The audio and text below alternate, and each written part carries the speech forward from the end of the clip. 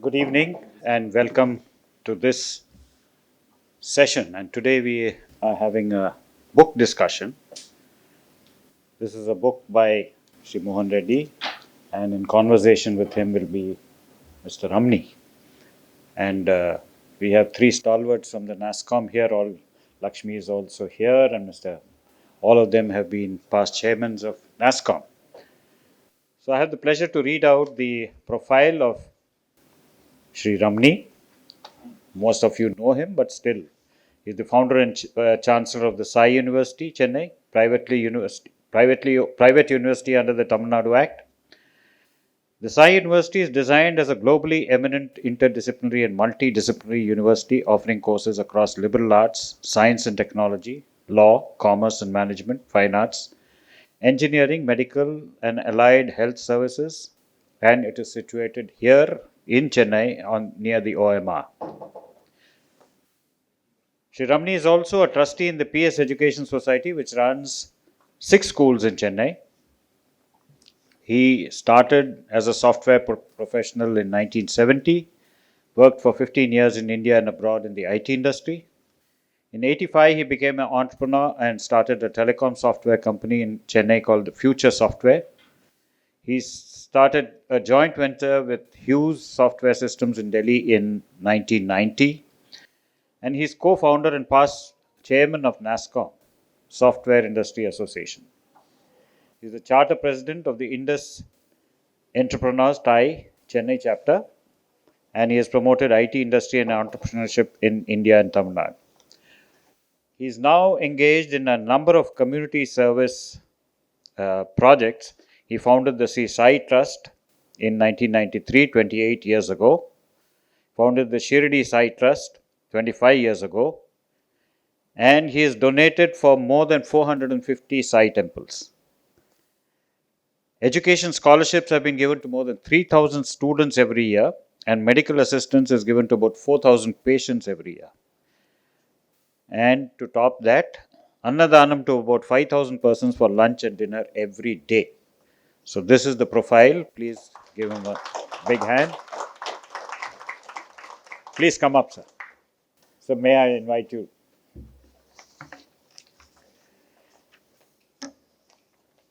Lakshmi Narayan, you all know. He is very dear to us, a trustee of the CIC too. He is the ex-vice chairman and ex-CEO of Cognizant and former chairman of the ICT Academy. The CEO and president of Cognizant until 2006. He has played a leading role in the global information technology industry for more than 25 years, managing divisions and business units in Europe, India, and the United States. Since joining Cognizant Technologies in 1991, he has been instrumental in formulating the company's strategy and building and maintaining the organization's development centers in India, where he is based.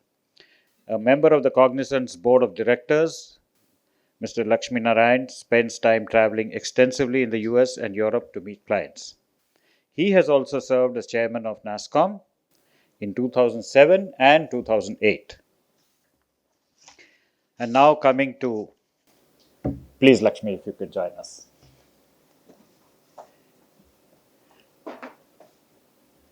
Now coming to the main speaker of today, Mr. BVR Mohan Reddy, is a visionary who firmly placed India on the global engineering research and development (ER&D) services map by establishing CIENT, CIENT, formerly Infotech Enterprises, in 1991. He went on to create the Engineered in India brand and led CIENT to contribute about $5.6 billion in cumulative exports from India to several global clients, including many Fortune 100 companies. Dr. Reddy served as the chairman of NASCOM during 2015-16. He served as the chairman of CII, Southern Region, from 2008-2009, and currently the chairman of CII Education Council. Dr. Reddy is also the founder director of T-Hub, the largest startup incubation center in the country. He has taken up several leadership positions to promote higher education in the country. He is currently the chairman of the board of governors of IIT Hyderabad and IIT Roorkee. He is also a member of the leadership advisory board at the University of Michigan, College of Engineering, USA, and a member of the Court of Governors of Administrative Staff College of India. He has received the Padma Shri in 2017 for his contribution to trade and industry. He is also the recipient of the Distinguished Leadership Award of the American Society of Mechanical Engineers. He was also conferred Lifetime Achievement Awards from several magazines: Outlook Business, Hyderabad Management Association, Hyderabad Software Enterprises Association, and Center for Organized Development. He has recently released his debut book, Engineered in India, From Dreams to $1 Billion SciNet, and that is what we are here to discuss. So welcome, Mr. Reddy. Yeah.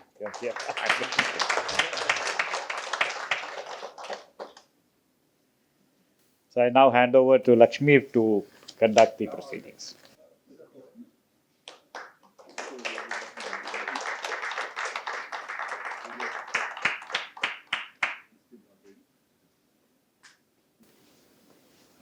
Thank you, Chandramouli, for that introduction, and thank you for attending this first CIC session of this new year. We are starting with technology, appropriately so, because this is the technology decade. Everybody is talking about the growth of this country led by technology. And we have two eminent people here. I'll just take a few minutes and talk about both the industry as well as what these two gentlemen have accomplished. While the industry itself is quite old, 1970s, and of course, these two were founders, entrepreneurs who came in a little late, but then chose a different path. While all the companies were looking at business applications in the financial services segment, etc., Ramani took the communications line, a deep technology area, and started his company, Future Software, and grew it to be a giant that was subsequently sold to Hughes Software. And Mr. Mohan Reddy, the author of the book, which you will get to see some of the challenges that he went through, started in the engineering services space, which is very different, which is something that nobody looked at that point in time. And then it progressed, he reinvented that company several times over, from basic engineering services to R&D services to domain expertise. And now he's probably worked with all the aviation sector companies, not the commercial side, but the manufacturing side, be it Boeing or Airbus or Bombardier or some of the things that he narrates about the contracts that he signed with Bombardier, etc., is very, very interesting to read. Where we were at that point in time and how far we have come as a nation and as a group of people in this industry.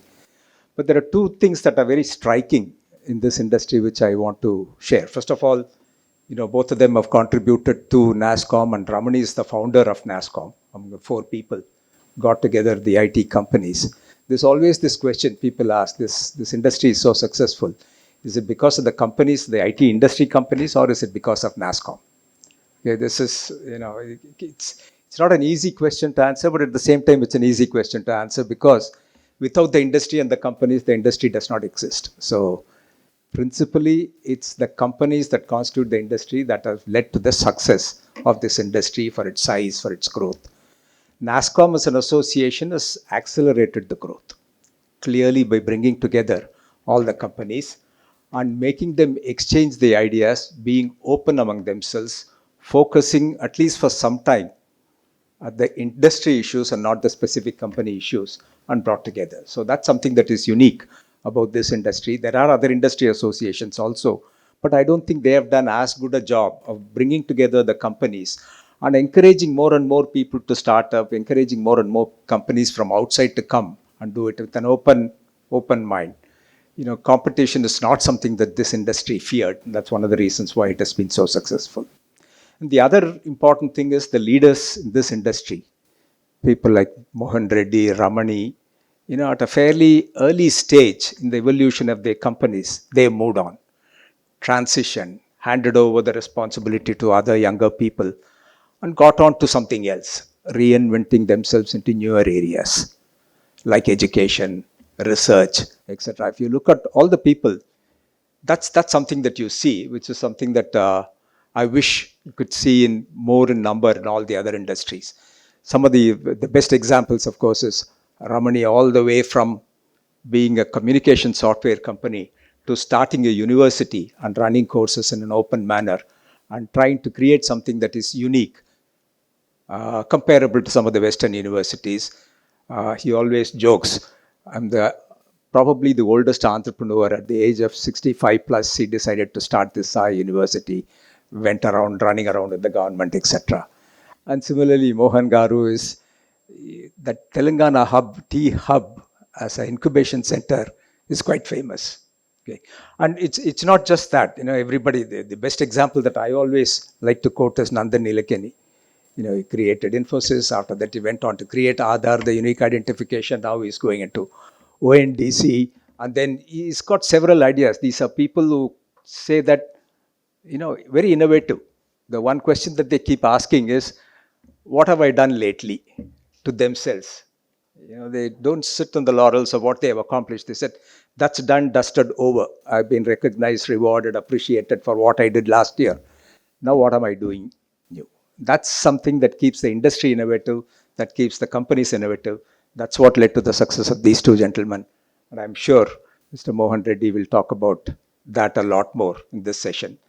So the format that we'll follow is, we'll allow Mr. Mohan Reddy to talk for about 20-25 minutes about his journey, about the book, about what he is doing. And then we'll allow Ramani to speak for about 10-15 minutes, and then we will engage in a conversation with all of you. It's a very nice, small, cozy group. I'm sure we'll get to hear comments and questions from all of you. So let's try and spend about 15 or 20 minutes towards the end interacting with the speakers. With that, let me invite Mohan Garu to come and speak about it. Thank you.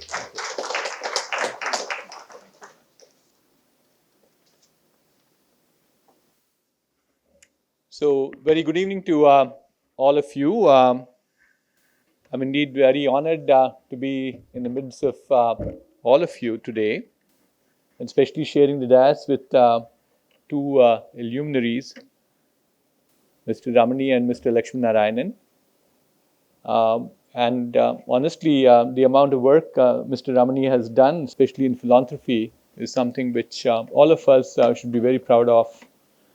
Amazing job that you have done, Ramani. So let's join our hands to acknowledge that one more time for what Ramani has done. In addition to three NASSCOM chairmen who are sitting on the opposite side, there's also a fourth here. Let's also recognize Chandra as the fourth NASSCOM chairman. So it's a big NASSCOM crowd today. But I really liked how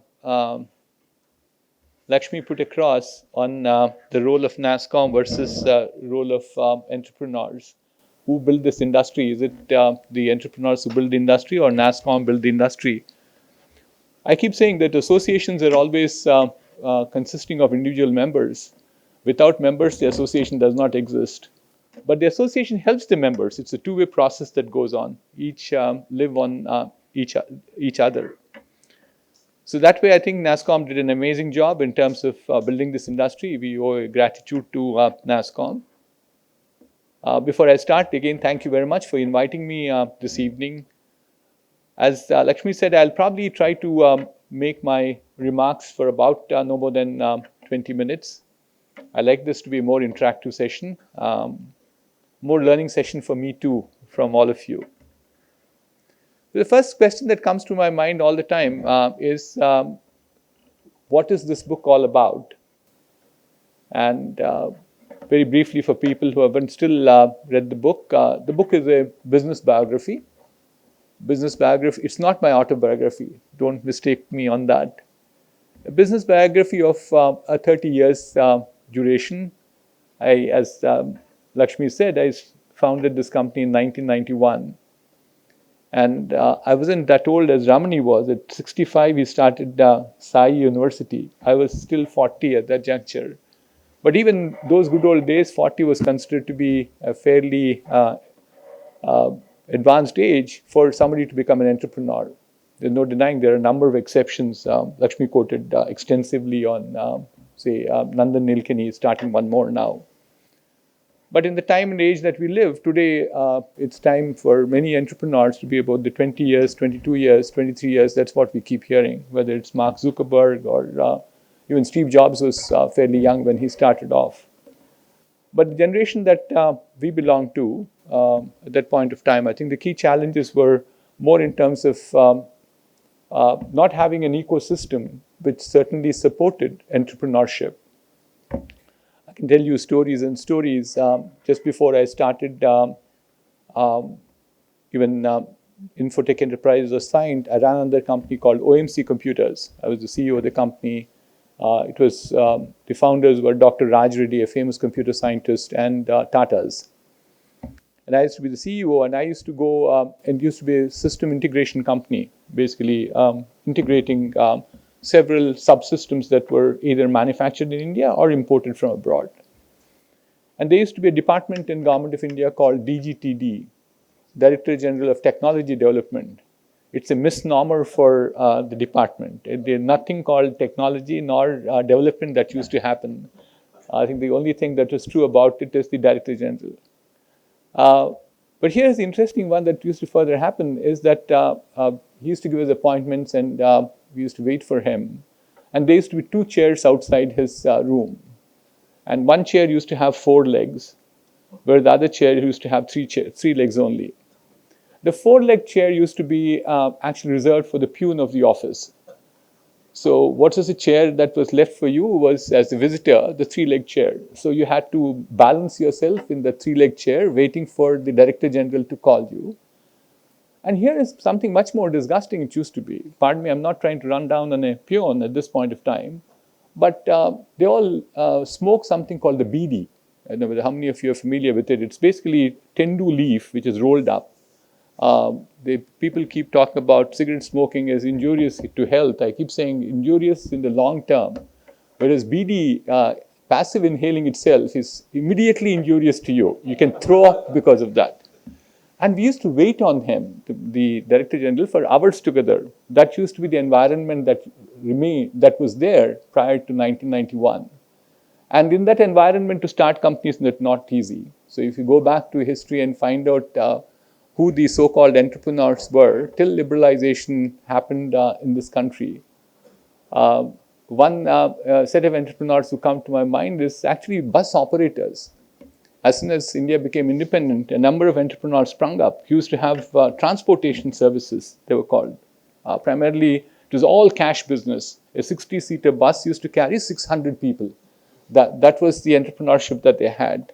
And thereafter, of course, there was a fairly large amount of infrastructure construction people who I'm sure you read every day in newspapers, how much they owe back to the banks. It's not anymore in crores of rupees, not hundreds of crores of rupees, thousands of crores of rupees, 10,000 crores of rupees is what they owe to banks. But I think the liberalization in 1991 brought a new lease of life to this country, created a tremendous amount of opportunities for many of us, including me. And I saw the winds of change when I decided to put my sail up to ride with the new wave of New India. That's what I think credit has to be given to Mr. Manmohan Singh and Mr. P. V. Narasimha Rao, who was then the Prime Minister and the Finance Minister, or the other way around, who created this environment. So I started this company 30 years back, and so I wanted to chronicleize the journey that I've had for the last 30 years. And so the book is in 2 parts at this point of time. The first part is more amount of chronology of how events unveiled to me as I progressed all along these 30 years. So obviously there are personal anecdotes that are there in terms of referencing what I was going through in my life. And in a simple way, as I would sum it up, is that I keep saying entrepreneurial journey for me was like a roller coaster ride every day. And a roller coaster ride which also came free of cost, because roller coaster rides also you pay for them, but whereas I used to get them free of cost every day.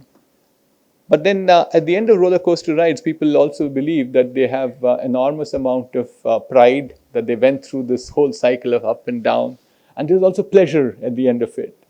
So those are the 2 things that I also enjoyed as an entrepreneur all along through my life. So how do you start a business? How do you scale the business? How do you expand your business? How do you get to innumerable number of service offerings? How do you rediscover yourself constantly? That's how the chronology of the first part, it's about 6 or 8 chapters that we run into. And thereafter, we made them into thematic chapters as to how we made sure that customer satisfaction was a key driver for us. So anecdotally, you go back into history, at every point of time, there were a number of instances how we delighted our customers and made sure that we have customers now. We are a 30-year-old company. I have a customer who's been with me for the last 26 years right now. It's not a small customer, about 1,000 people engagement that we have with them. Or then move on to how we did the people management or strategy, or how did we manage crisis management in the company. And equally important at the end of it, I talk about institution building, because it was not just building a company, it's an institution that has been built, which is not only successful, but it had to be sustainable. So that's how the book pans itself into about 13 or 14 chapters. And the reason I wrote this book was, as much as I just now said, I believe in building an institution. When I turned 60, I was getting a little restless. I started saying that, no, we need to think about succession. And it so happens that I became a CEO of a nice company called OMC Computers, which I mentioned about Raj Reddy and Tata's, two very famous founders of the company. And this is 1982.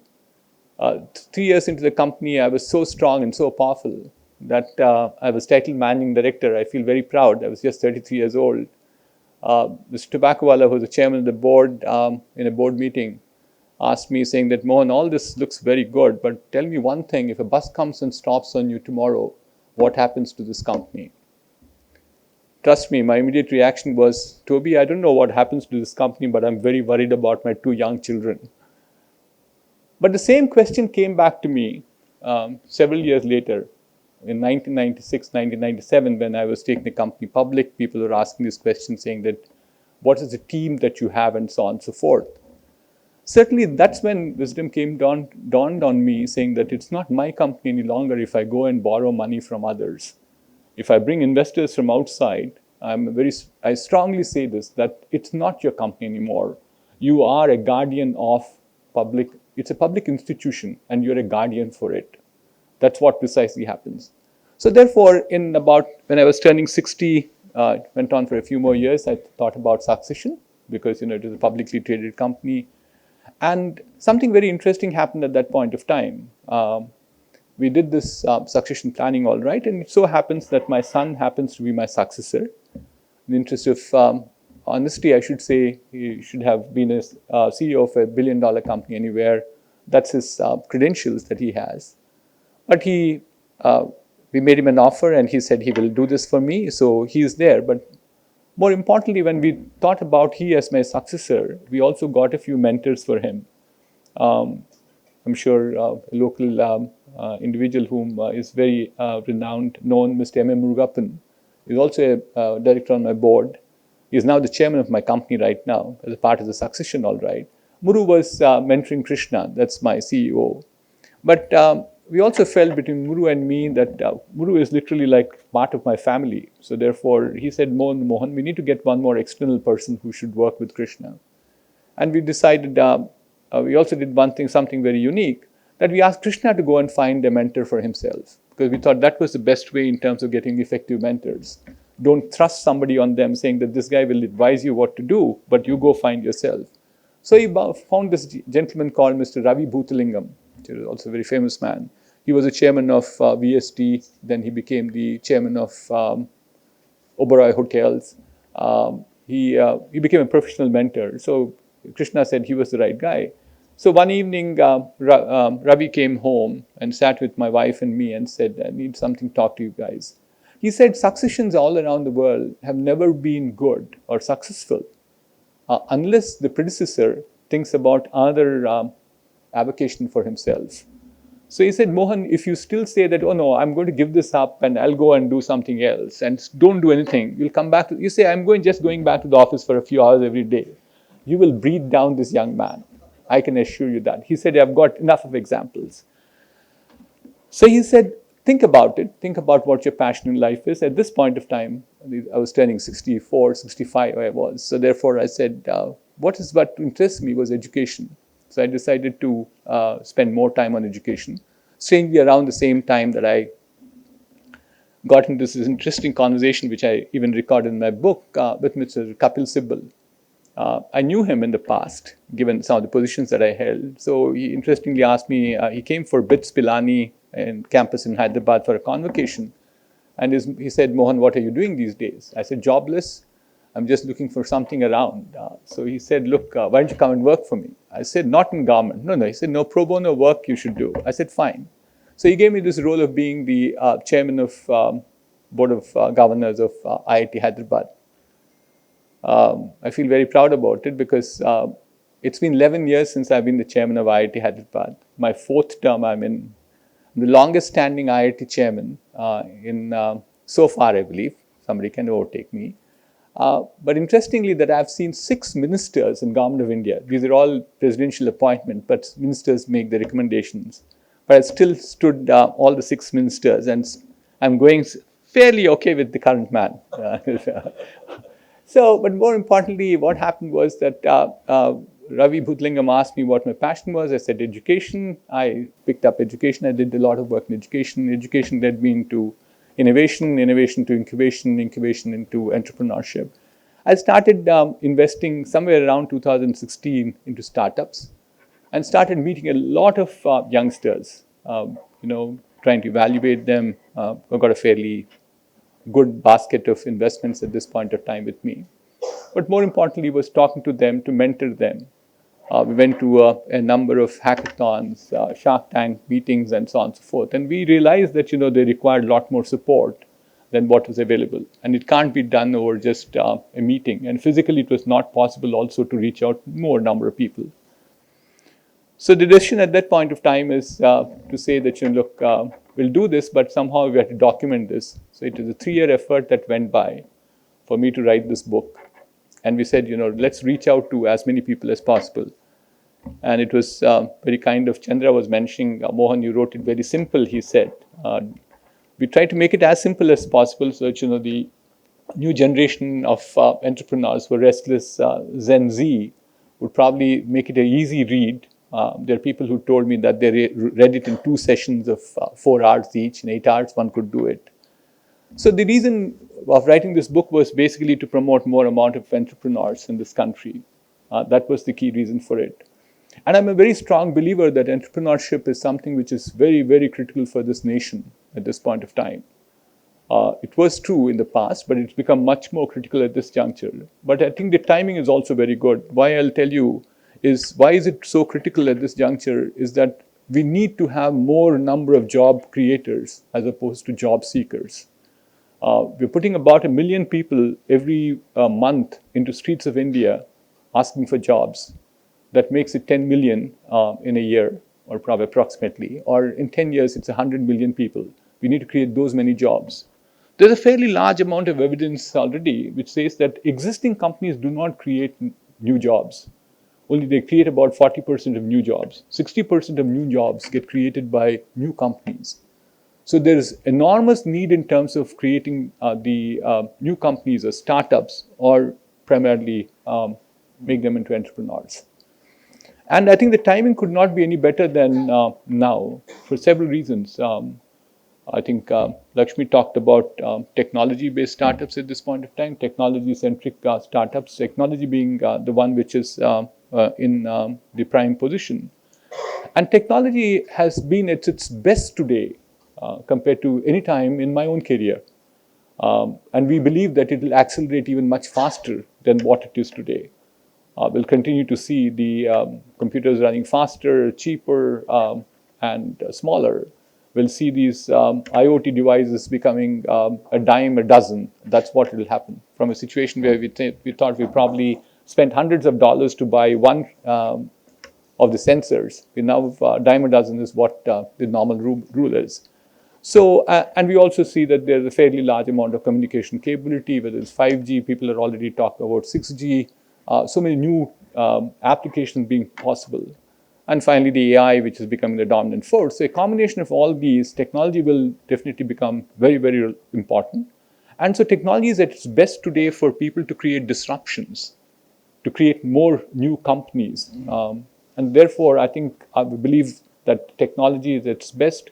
So therefore, more amount of entrepreneurship could happen now. And equally important is, please don't mistake me that I don't belong to any government, but I think we need to give a lot of credit to Indian government for Atmanirbhar Bharat initiatives that are in place right now. If you look at what's happening in the global economies at this point of time, certainly I think COVID created a fairly large amount of turbulence to number of companies, number of countries to start looking inward. Inward looking has become more because we saw the disruption in the supply chains. People are saying, oh no, we can't afford this one more time. But look at India. India started looking at Atmanirbhar Bharat much before COVID came in. And I honestly feel at this point of time that we are seeing signs of those, the fruits of those efforts coming out. Especially like to call out one department with aerospace and defense with Government of India is certainly making a lot of effort in promoting local entrepreneurs. So I think given the ecosystem that we have, ecosystem in terms of governmental support, but equally important is I belong to a generation which we talked about, where in 1991 there used to be just 2 venture capital funds in India. One was from the bank called IDBI. It was called IDBI VCF, Venture Capital Fund. And ICICI had another fund called TDF, Technology Development Fund. These are only 2 things.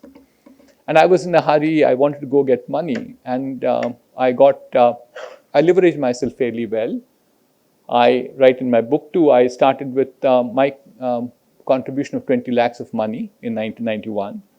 2 friends gave me under $20,000. At that point of time, dollar was 25 rupees a dollar. So therefore, it was 5 lakhs each. That's, sorry, 2.5 lakhs each. That's 5 lakhs. That's 25 lakhs. But I borrowed about 97 lakhs thereafter. Not borrowed, it was called venture capital funding from IDBI. If you look at the terms, several people looked at the terms with which I got that 97 lakhs. People used to say, no, Mohan, this is not venture capital. This is vulture capital. That's what it was. Amazing, 21% interest on it was all called debt. There was a royalty with a flooring but no ceiling. And if it was not repaid within 4 years, thereafter it got converted automatically into equity. We roughed all those days to come out where we are. Comparatively today, the situation is far different. I'm sure there's money is chasing many of our startup companies today. So therefore, we thought, I personally think timing could be any better in terms of promoting entrepreneurship. That was the key reason I wrote this book. And lastly, let me stop with this last comment I wanted to make, that a number of people think entrepreneurship is business. And I keep saying, no, that's not business. It's far, far beyond business. If you go and Google around this word called entrepreneur, you'll find that in very simple terms, 3 things come out. One is that it says entrepreneurs start businesses. They take a lot of risks with an intent of making economic benefit out of them. These are the 3 things that will be there in definitions, whichever way you look at it. But I believe it's much beyond that. See, look at, I think entrepreneurship to me is also participating in nation building. Look at the story of Scient itself. Over a period of last 30 years, we talked about amount of money that we generated as foreign exchange. I'm sure they're much larger companies than me. But even in my own small way, the numbers that we just updated, we said we're about $6.5 billion of foreign exchange earnings that we had in our books so far. And that was a big part of nation building. Because in 1991, I'm sure several of you would be very familiar with this, but some of the, a few youngsters that I see in the back wouldn't be familiar. India was in the same situation as what Sri Lanka was, unable to pay their foreign debt. And Indian government was smuggling gold overnight to Bank of London to pay for the debt that they had. And from that situation, where are we today? $500+ billion of foreign exchange reserves in the country. Who made that happen? The industry made it happen. Industry had a very important role. Even if foreign direct investment or foreign institutional investments come into this country, it's largely because of the industry that come in. And the second one is that we created an enormous amount of jobs. Companies like TCS, for instance, have now 500,000.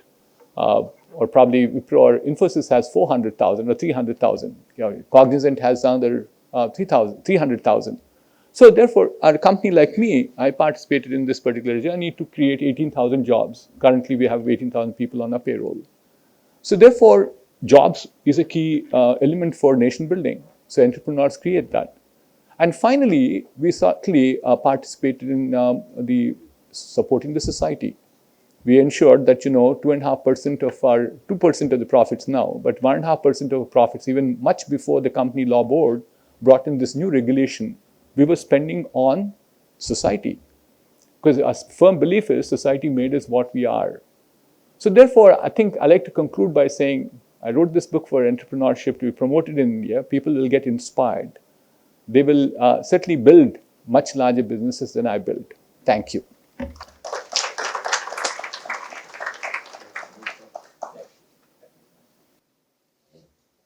Over to you, Ramani. Your comments.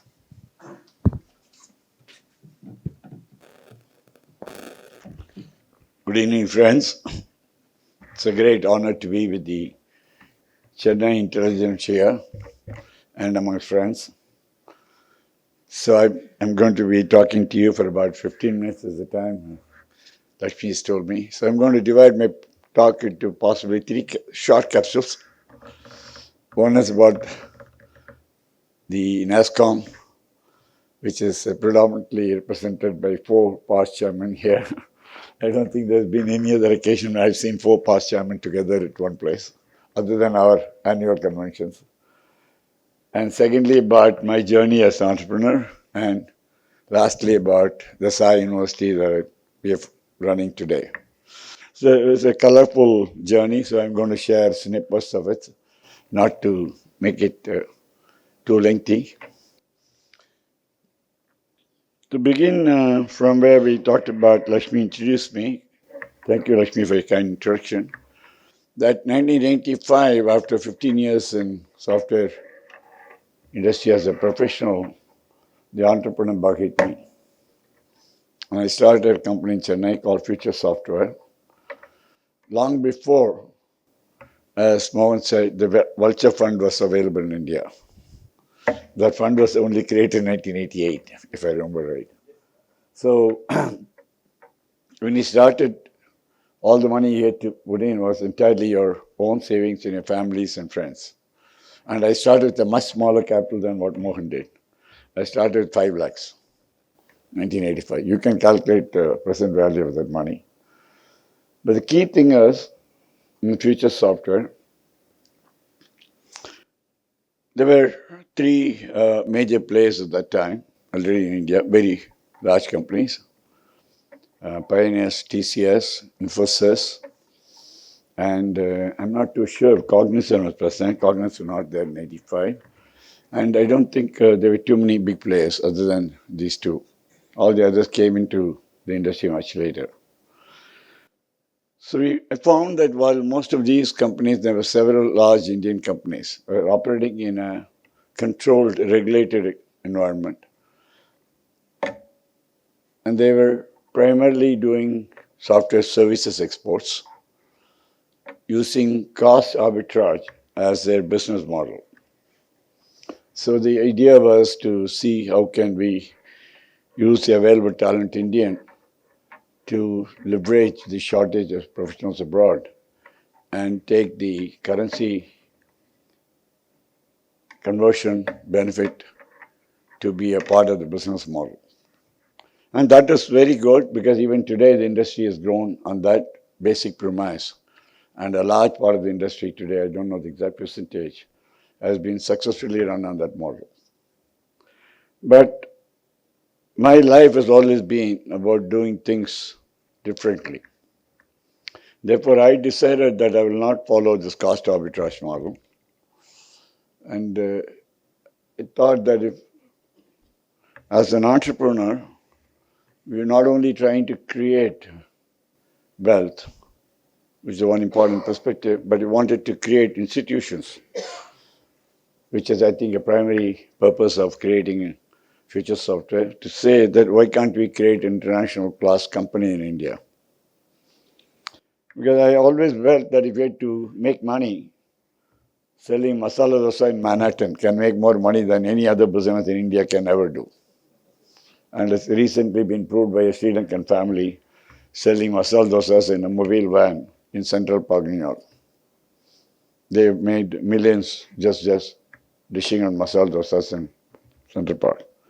So our approach was to say that we build a company based on technology comparable to the world in telecom space, because that was my profession, that was my background.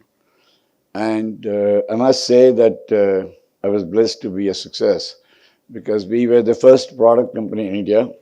We created Indian technology and we exported the technology-based products to worldwide. So the primary things, to keep it short, we are pioneers of what is today known as internet and routing and switching. We entered that field long before the words were known in India and even some parts of the world. And what is today in every household, a router or a switch, is probably running our software. Because we built the software engine for routing and switching and licensed it to companies like Lucent, NEC, Alcatel, Samsung, Lucent, so on. Even today, when they sell a box, 7% royalty flows to the Indian company. The idea is that you create revenue from technology, recurring revenue from technology and sustaining the technology rather than linear scale of manpower to revenue. So that was successful, and in 1990, one of our customers said, why don't you repeat the magic for us, in their words. So I co-founded Hughes Software in 1990 in Gurgaon, Delhi, with the parent Hughes Network Systems. And of course, they were the majority partners, and I was the minority partner. But I set up and ran the company in the initial 3.5 years as a CEO, as well as being a stockholder.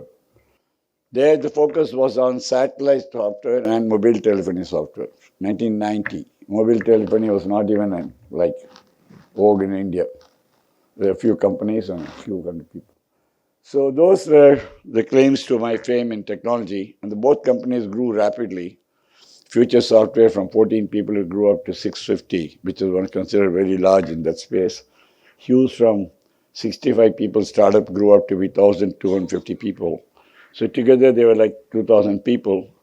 And then, of course, we had a golden offer from Flextronics to buy 5 companies at one shot, 2 of our companies and 3 others. So I had a 2-company exit on the same day, which is a kind of record, and made a lot of money. So God be kind, and all our people were there. So after all the golden handshake, a thought occurred to me that entrepreneurship is not only about being capitalist and generating wealth, but it's also about being socialist and sharing the wealth with the community. That is an important part of being an entrepreneur. I think today's venture capitalists are doing a lot of that, because every venture they invest in is not a success. So they're taking the risk. And therefore, for every 4 investments they make, if one succeeds, I think they're making it good. So in that sense, they're making a social obligation of promoting entrepreneurship. So if you see the year 2004 to 2018, I founded the CIC Trust, and we've been doing the community service for promoting people, first generation graduates, and also providing emergency life-saving medical help, and of course providing food to the needy. 3,000, 4,000, 5,000 of those numbers. Not large, but touching the pain points. So things were going. I thought I had my retirement done. But then not to be, and so 2018 I started Saw University. As Times of India said, at the age of 72, I became an entrepreneur again. So I'm perhaps the oldest entrepreneur in India, perhaps. So to go back to the story of the NASCOM, 1988 we found the few companies that we had. We have several challenges to making our business succeed, several. We had problems of capital, we had problems of skills and people, we had problems of government policies, we had problems of customers, market awareness. None of it was favorable. There was not even one single element that was favorable to it, except the talent pool available in India. Just to give you an anecdote, when we went on road trips, the questions were frequently asked to us in early, mid-1980s, was that we have never heard of software from India. We only heard of cows and saints, the roads of India. Where is software in India? What are you trying to sell to me? And one guy famously asked me, have you come to buy software or sell software? I'm a little confused. Because India was not known to be of any stature in software around the world. From there, fast forward 37 years now, there's not even one company that gets started in San Jose can raise venture capital fund or private equity fund or any investment unless they have a back-end tie-up with an Indian company. India has come to be known as the tech capital of the world. So the story is that in 37 years, what happened is that NASCOM transformed it. And Lakshmi said, NASCOM was not the companies, but NASCOM was also the people, in my opinion. Because the early movers of NASCOM, we had many battles. Not one, but many. Apart from all of the environmental issues I said, there were many battles within NASCOM. There were battles about large company or small company, product company or service company, Indian company or a foreign company. So if somebody was, lobbying for lowering the import duty, an Indian company would go on protest and say, no, that's going to kill my company. I want import duty to be kept higher. So there were so many contradictions within NASCOM. But the beauty of it was the industry operated together on one common principle, that is cooperate and compete. That is, as an industry, we cooperated. As individual companies, we competed fiercely in the marketplace. In my opinion, that was the success of NASCOM. So most of these contradictions in NASCOM Executive Council. So the day before the meeting, of course, we would meet in my room and with a lot of liquid nutrition flowing freely, that many of these issues were resolved or they were kind of tired after arguing and found that the majority was not supporting their stand. And they quickly realized not to press it in the next day's agenda. And the agenda was quickly finished by lunchtime so that we could get back home by the evening flight. So this is how NASCOM succeeded. It is only cooperate and compete, but also individual companies realize when to push and when not to push, and when to get advantage of NASCOM, when to use NASCOM for market advantage, when to use NASCOM for benefits from government, and so on. So that, I think, is a huge story. And from what I see today, is a huge success because it's not only has grown as an industry, roughly $150 billion in exports and $35 billion in domestic market. To get the size of it, you can say India's software exports are largely meeting our entire fuel oil imports, maybe more than that. So that is where it has grown. And that is possible because of the talent available in this country, and almost all of them, the entrepreneurs are first-generation entrepreneurs, except the large companies. Most of them were first-generation entrepreneurs. So going from that story to the journey about my giving back to community, it was driven by a simple message. The message that was inspired is that we came with an empty hand to this world, and we're going to leave with an empty hand to this world. So we are here only for a period of transition. And therefore, whatever good fortune we have should be shared. And entrepreneurship is not only about creating wealth, it's also about sharing it to share it with the people who are less fortunate, less privileged. And that's what we've been doing in the trust And I'm happy to say that we have touched a few 100,000 lives in the past 20 years or so, 18 years. So many of them have done well. The daughter of a lift operator has done computer science, worked in IT industry, and is now working in the United States. And they become from low-income family to upper middle income family, all in a span of 4 years. Because otherwise they would have left at the end of school final with a 95% on board exam. It would have been taken up a low-income job of 5,000 or 6,000 rupees a month, and the family would have struggled forever. So one intervention at the level of a school final and putting the student through 4 years of undergraduate education and giving a skill and a job, transform the whole family to a point where, excuse me, I think this message for me to stop, is it? Take 10 minutes more? 5 minutes. Okay, thank you. So, same was the case of another son of a farmer in Chennai who went through automobile engineering and today is a design manager in Leyland. Those formative years of 4 years of student life has transformed the student. Same thing about medical help. Carpenters, plumbers, electricians, auto rickshaw drivers, taxi drivers. Something happens to them, the breadwinner of the family is affected, then the whole family goes back down to poverty. There is no income. So we do an intervention just to put them back at their job. That's a very simple message. And all this was going fine in 2018, just to use up my 5 minutes, that I wanted to do something bigger and something which will be longer lasting and which will be surviving beyond my time. Because whatever I'm doing today is possibly not going to sustain by itself.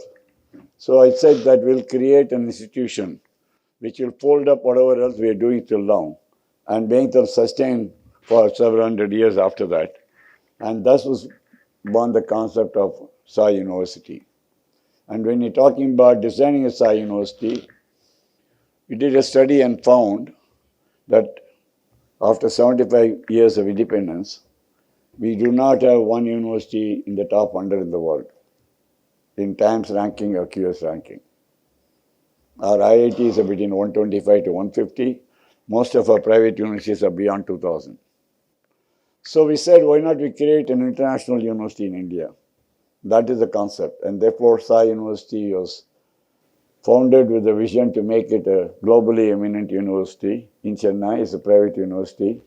It has a 100-acre campus in Payyanur, YMR, just about 8 kilometers before Mahabalipuram. The design of the university is to say that we want to be something like a Stanford in Asia. And it's multidisciplinary, interdisciplinary institution.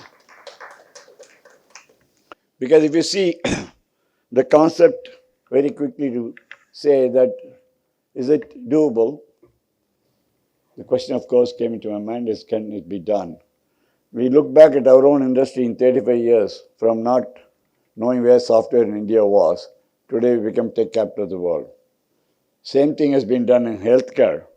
In about 30 years' time, instead of going to Mayo Clinic for those who can afford to get a bypass surgery, you're having people from around the world coming to India for Medicare. The same thing has happened during the recent pandemic. India has produced 3 vaccines, which only the US has done. Most of the other countries haven't done. So if we can do it in biotech, in healthcare and IT, why can't we do it in higher education, which is feeding into all these industries and many more industries? And that was the fundamental premise on which the concept seemed like, yes, worthwhile pursuing. So the design of the university itself is very different from the rest of the universities and colleges in India, that it is multidisciplinary, interdisciplinary education. Today, education in India is a package. You take economics, you get statistics and psychology free. You take physics, you get chemistry and mathematics free. The student doesn't have a choice. This is a bundle. You take the bundle and leave it. And the syllabus hasn't changed, books haven't changed, timetable hasn't changed, faculty have come and gone. So what we've found as a major difference is that in CIC University is a liberal university, liberal education. There are very good liberal education universities in India, like Ashoka and Kriya, very good universities, but their scope is limited to arts and sciences alone. There's a liberal arts university, they call. So CIC University is designed as a liberal education university to say that you can have education across all fields.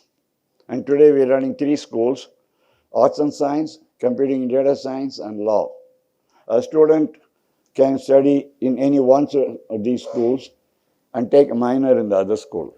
We have students today in CIC University who have taken a biotech major, computer science minor, and a law minor. It is not available in any other university in India.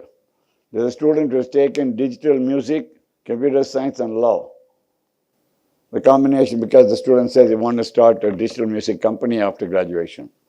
The first student says they want to get into biotech research, and therefore I want to know how to patent my own inventions and monetize the research. So the idea is to say that today we have 3 schools, and progressively we will have a business school, we'll have a engineering school. Engineering school will be different. It will not be mechanical, electronic, what we're saying, chemical, civil.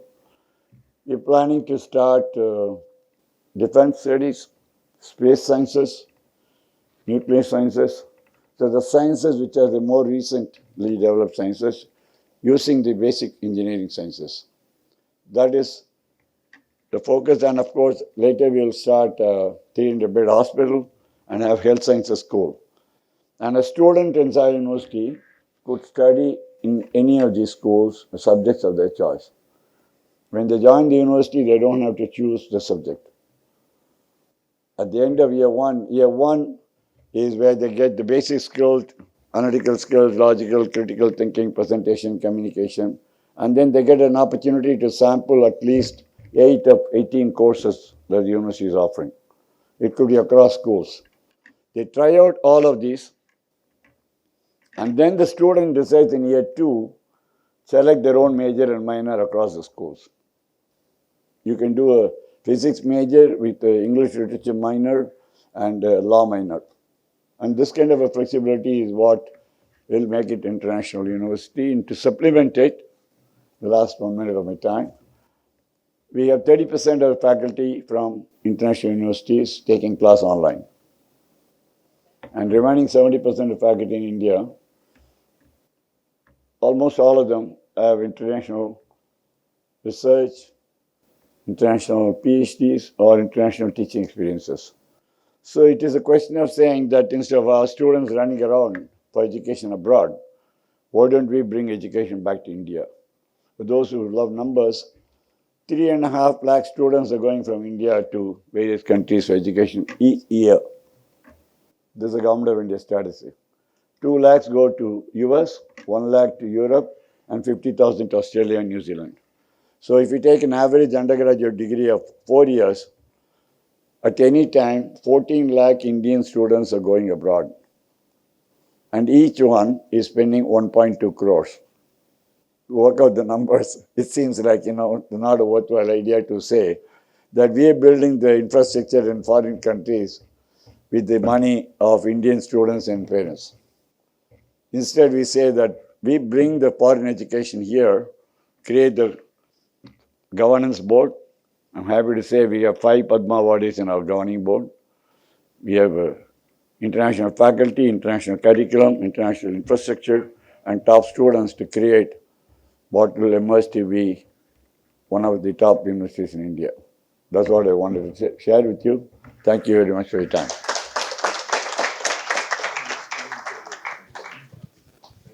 Thank you, Ramani. That's very interesting. And one of the items that's completely funded by Ramani through his own personal resources as well as debt. So don't be worried. He won't come to any of us ask for money for the CIC University. Right. Thank you very much. As you get ready with your questions, let me start with just one question for Mohan. You created this Engineered in India brand. Okay. talk a little bit about that brand, but more importantly, talk about the aviation sector. You have made inroads into the airline manufacturing companies, the aircraft manufacturing companies. What's so different about them in terms of engineering? Thank you. I started this company. Let me go back, put my thoughts together. Yeah. This thought of becoming an engineer appeared in my mind fairly early in my life. I've wrote about it in the book too. I used to be very fascinated when I was about 12-year-old kid, watching this heavy road rollers, which used to lay the roads. You don't find them any longer because now the equipment is far, far technologically advanced. And what used to fascinate is, this huge weight used to move around. And the original ones used to be run by steam engines. And thereafter it became diesel. So I used to tell people, I still recall that I'll become a road roller engineer. But somehow it got ingrained in my brain that I'll become an engineer at some point of time in my life. And honestly, at the point of time when I went to engineering school, the most um, uh, wanted branch, preferred branch by many students used to be electronics. This was late 60s. But I still stuck on to the idea of saying I'll become a mechanical engineer.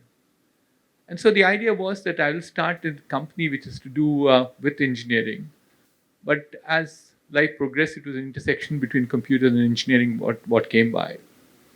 So it was extremely strong in my mind that we should start a company which provided engineering services, which could be distinctly different from the rest of the people at that point of time.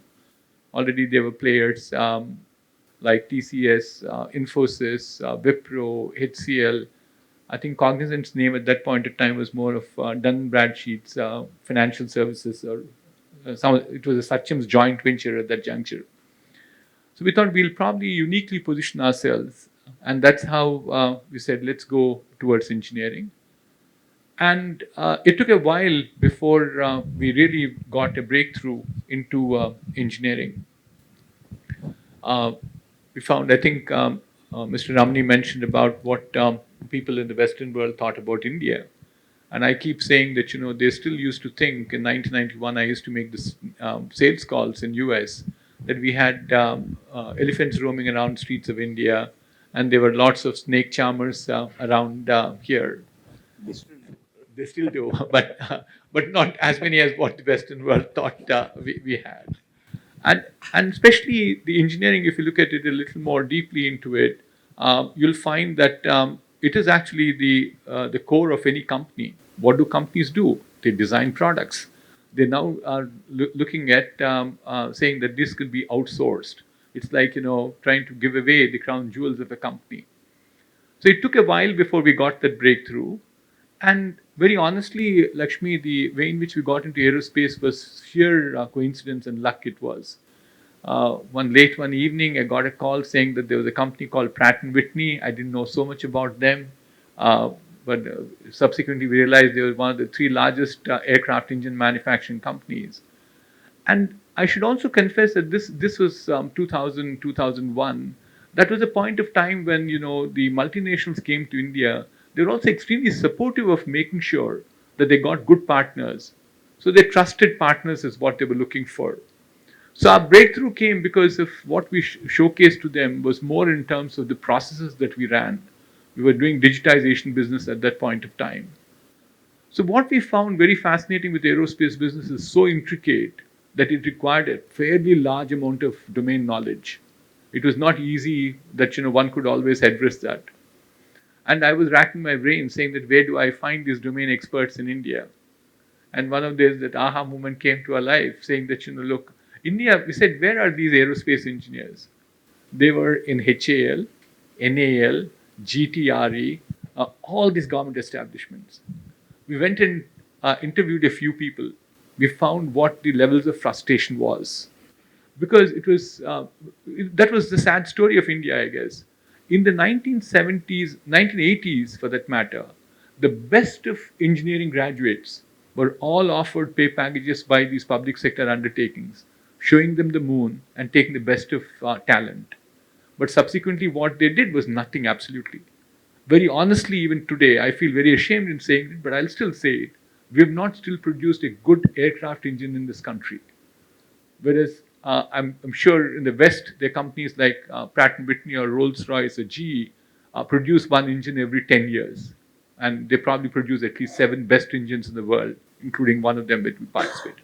So once we got the domain knowledge into play, it became much easier for us to handle the customer. Customers started, it's not, they believe in us, saying they trusted us. They saw a very intense processes that we laid out, which means that quality could be taken care of, but we also brought domain knowledge into play. So it's a combination of these three made us scale that engagement. That's the cue that we also got Lakshmi to scale any other engagement. We said it's not just getting the fresh raw graduates, we need to get the domain experts too, put our processes in place. And that's how we could get into many more verticals than just aerospace. Quickly add, your and then permission. if you're ready with the questions, we'll go for that. Let's try and get some questions. The future. What's the outlook? What's going to happen? We talked a lot about how we came about in the industry, etc. So let's ideate about the future. I have a very quick question for Mohan. Mohan, I've gone through your book and it's very well written. Thank you. I've done my homework before wanting to meet with you in this occasion. So one thing which is different in your book is your personal life and your business life and the business environment around you were kind of interwoven into a storytelling style. Okay. So what made you write in this new style? And this is I'm curious to know to see how it's eminently readable, because the free flow and the style of combining personal life, business life, and the socioeconomic life in the country. Thank you, Ramani, for asking that question. We had an option, Ramani, when we were putting the book together. It could be a book which was an autobiography, or it can be a book which could be a business book. It could be a textbook which could be written too. So we somehow wanted to relate to people and make it much more. There are a number of people who have given us feedback saying that they saw themselves in many situations that I was in. That reflection is what I think the intent of writing this writing style was, to make sure that we can relate to people, connect to people. And that's what I think is the feedback that we are also receiving at this point of time. People get very connected. That was the reason the style was adopted. Progressively get into specialized manufacturing, and was that one of the reasons why you did the Rungsons acquisition? I need to be very careful in answering this question for you because we are also a publicly traded company. There's some disclosures we have made in the last few weeks into the market. We've already done that. So therefore, I can build on that. The thesis behind getting into manufacturing was that our ability to design gave us a right to play in the manufacturing space. Because after all the designs that we did, the customers send them to a manufacturing facility to build those products. We said, why not take that piece of cake? That's how the whole story started. We also decided mechanical was much more difficult, so that's how we went into electronics. It contributes to about 10% of our total revenue at this point of time. But we also realized fairly quickly several things, that we were into this high value, low volume manufacturing. That's what the products that we design. High value, low volume manufacturing also created its own challenges. In terms of buying component level, economic order quantities had to be very large. And this is low volume. So therefore, our inventories were getting obsoleted like crazy, absolutely. The write-downs that we were doing was just phenomenal. That was the first one that we had. And the second one is that we also found that our equipment utilization was lower. And the third one, which is the most interesting one, is that we are a very unique company in terms of having services and manufacturing under one roof. That was, we thought that it was easy, that was going to be difficult for the leadership team. And we finally what we recognized is leadership team was okay. They were feeling comfortable in terms of handling blue collared workers and white collared workers. But I think the stock markets got very confused. So we were not getting multiples of either a service company or a manufacturing company. We got shot from both ends. And that's when I think we now have decided that we are moving towards spinning out the manufacturing part of it. That's the thesis behind it. Sir, can I ask a question about, you mentioned about the support from government, which was lacking in those previous days. Nowadays, we find a lot of entrepreneurial spirit in the young manufacturers, like companies like, Flipkart, Ola, Ather. All these companies are scaling very rapidly, and they're like accessing the markets directly. They're not supplying to foreign clients like the past companies. So my question is, what kind of support do you think the government, kind of innovate or give? So one example which comes to mind is like in Telangana, son of KCR, somewhere in the speech mentioned about 15-day, approval. If it's not approved within 15 days, you get it by implicit, consent. And is it possible to have like the Chinese, for instance, they seem to have a single, project management office where all approvals will be given. Is that something that the government can innovate?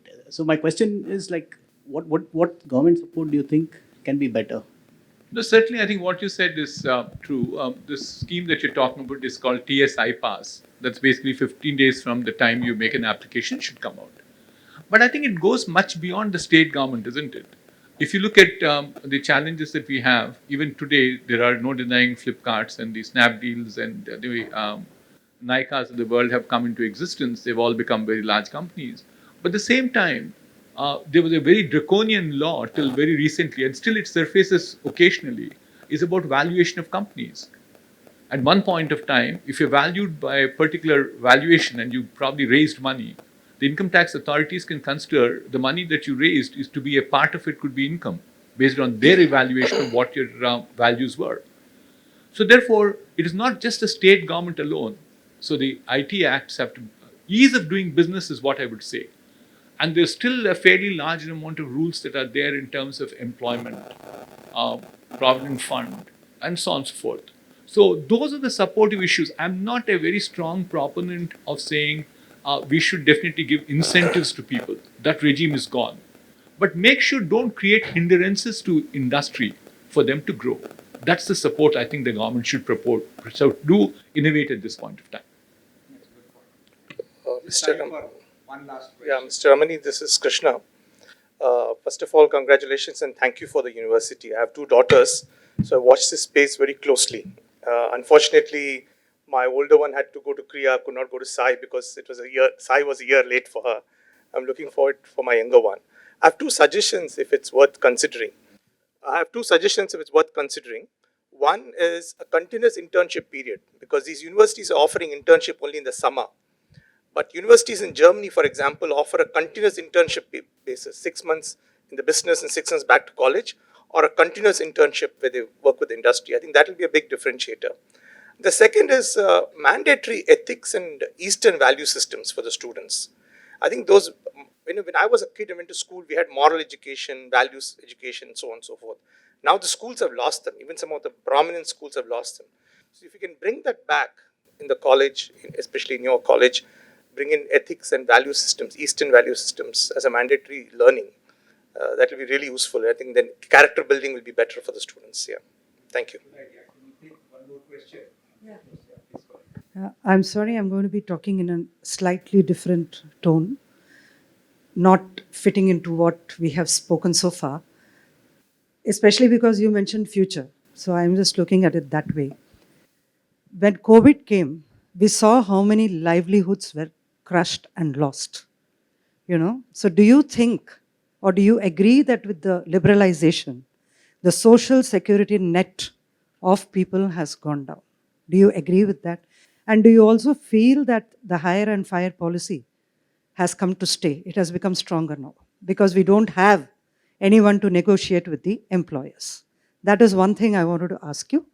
See, doing intervention is one thing. You want to intervene at the right level to bring the lower rungs up, but that is a dole. What about establishing a system of rights? Public sector may be bad in so many ways, but then public sector was the need of the time in the 80s and 90s. I also belong to that generation. Where would the banks look at the way the banks go and recover, money from the poor? They don't care about what they're adala, looking at that, public sector you can't do without it, whatever the so-called inefficiencies, I think. Yeah, thank you very much. I don't know if you have any comments about that. I'll just put my comments about it. There are multiple views about the future. The one view that I subscribe to is the future is about to take off. They call it the technology-led singularity, and there are some people who believe that the best times are still ahead. You look at every single parameter, be it employment, be it technology, things are progressing so rapidly in the areas of medicine, in the area of vaccines. Accessibility is, yeah, it's coming along. Just one last comment about the UNDP report. There is a UNDP report along with the Cambridge University that came out that they looked at the multidisciplinary poverty index of countries, all the nations, and they declared that India is no longer a poor country. In the last 15 years, something like 400 plus million people have been elevated out of the from below the poverty line to above. We have left with just about 200 million people to be lifted. Oh, it really is. It is statistically proven. The good things that are happening in the country is school-going children, the numbers have increased. Number of years in school has increased. Our problem is for nutrients in schools, for children particularly, cooking fuel, sanitation, third one. There is one more that I am not able to recollect. These three. Drinking water.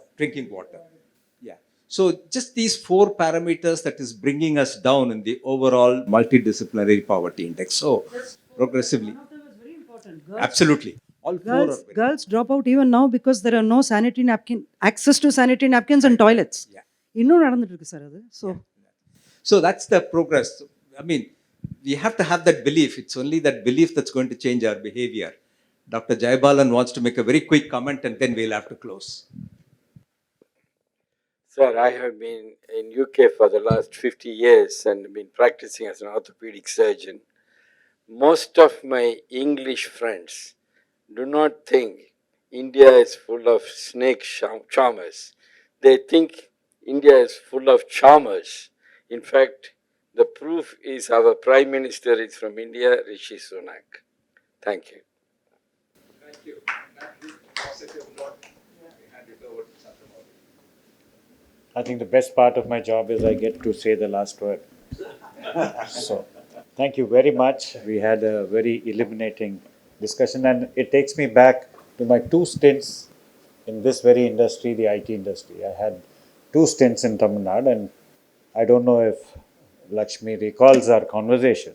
There was a big 1-page, his interview came in one of the papers, and I think the headlines came that despite government, they have come up, IT industry has, though we all agreed that it was despite the government, he was very worried. Will there be any problem on the government? You remember that conversation. So that was one. And the second, which I would like to share, was everyone used to come and say, oh, you have the universities, you have Gindi, you have IIT, you have 150 IT industries in the IT corridor. So why can't you create a Silicon Valley? I mean, as if government can go and create entrepreneurship and create a Silicon Valley.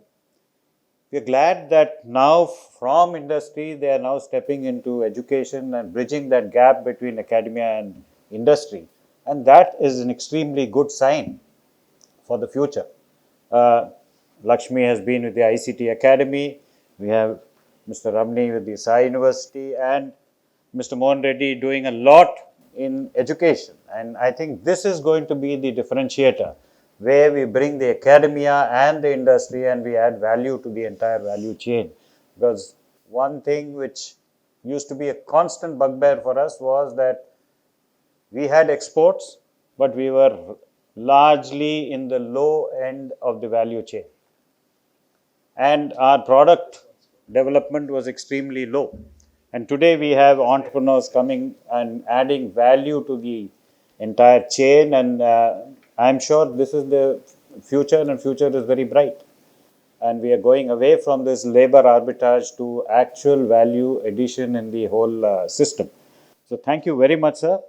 Thank you for coming to the CIC, and we hope to hear more from you in the future too. Mr. Mohan Reddy has been kind to come down and address us. So thank you very much, sir. And Lakshmi, as usual.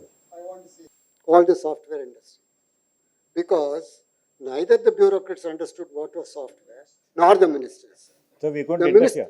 The ministers thought that was some kind of a clothing software. So they left the entire industry alone. And myself and Vittal were there when all the concessions, everything were given. So they used to come to me. NASSCOM people used to come to, I don't know whether you were there at the time. I was Revenue Secretary at the time, Government of India. They said, we want to beam software from India. We just didn't know what it was. So he said, if we beam software in India, cost reduction will be there, we can produce more furniture. I said, go ahead. We didn't have to go to the minister because the minister didn't understand at all. That is how the software industry developed, because the government did not understand what the hell it was. Now regarding the engine problem, he was mentioning about, I was DGCA Director of Civil Aviation when we opened the skies to the private sector. I have been closely associated with NAL for the last 30 years. I was in the governing council also. The problem was one particular area they could not do anything, GTRE. They developed the Kaveri engine, they tried to test it, then they lost testing it. Now I believe they are entering into an agreement for purposes of the 5th generation stealth aircraft on which the design has been frozen and metal cutting has started. People do not know about it, but it is all 9,000 crores have been given for this. Government has been very generous on this. 9,000 crores they are given it to one establishment for design and development of the 5th generation aircraft, of which the design has been frozen. Metal cutting will start very shortly, and my friend is the person in charge of it. And that way, government has been very generous in the last few years in promoting development, particularly R&D. And they are not questioning. For example, you were talking about the aircraft. Now, the Saras aircraft is almost ready for manufacture. They have tested the aircraft. I've seen it flying. I've been in the aircraft also, not flown it, but I've been in it. So there's a lot of work going on in this area. But Mr. Reddy is very right. Engine part of it, we have not been able to. So we are getting engine from GE. For a Tejas aircraft, we're getting from GE. The Mark II version will also get the engine from GE. If they tighten the screws, then all our Tejas aircraft will be on ground. So I think we moved a long way from DGTD and the 3-leg stool. So let's end on that note. Thank you. Thank you.